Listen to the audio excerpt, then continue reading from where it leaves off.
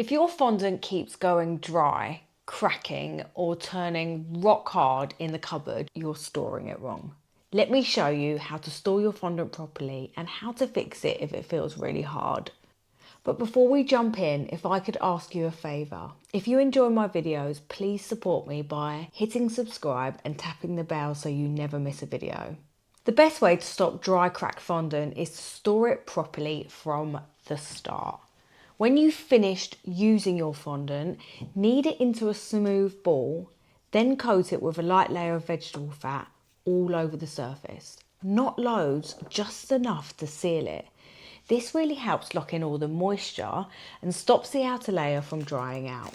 Next, place it into a plastic bag and remove as much air as possible before sealing it.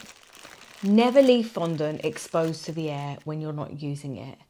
And don't rely on cling film on its own. Believe it or not, cling film is actually slightly breathable, which means air can still pass through it. And that's how you end up with rock hard, unusable fondant, which I did for years when I first started cake decorating.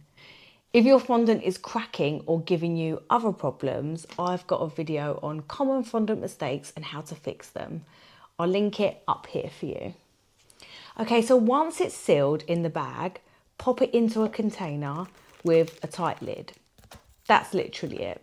Vegetable fat, plastic bag, pull out the air, sealed container, and it should last you for months. As a side note, modelling paste that you would use to make cake toppers like this one here would be stored in exactly the same way. And for gum paste for your flowers or leaves like this one here, you want to grab the foil that it's in. Grab some cling film and tightly wrap it around. Then put it in a plastic bag and then pop it into a container just as you did before. If you want to learn all about the paste, check out the video coming up here. And join us in the Cake Craft Club, where I teach all cake decorating skills that are paste-based, like this one here. I'll pop all the details below. Okay, how to fix dry or hard fondant. If your fondant has gone dry or hard, start by checking how bad it is. If it's crusty around the outer edges, cut those dry parts away. Usually the centre is still much softer and workable.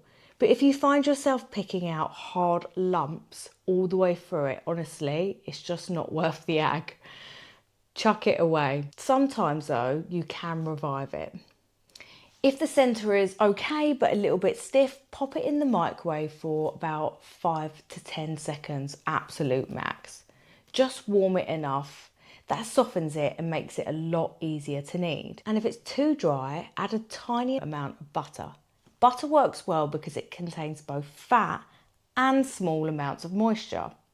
If you don't want to use butter, you can add a small amount of vegetable fat or a tiny drop of water and just knead that through.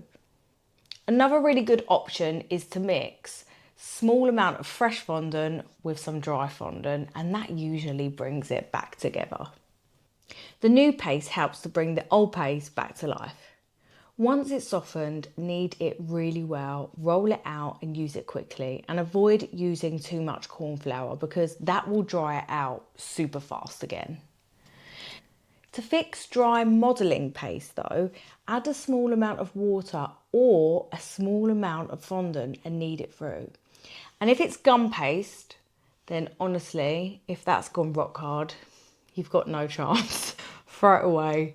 Get yourself some more, don't even try and battle it.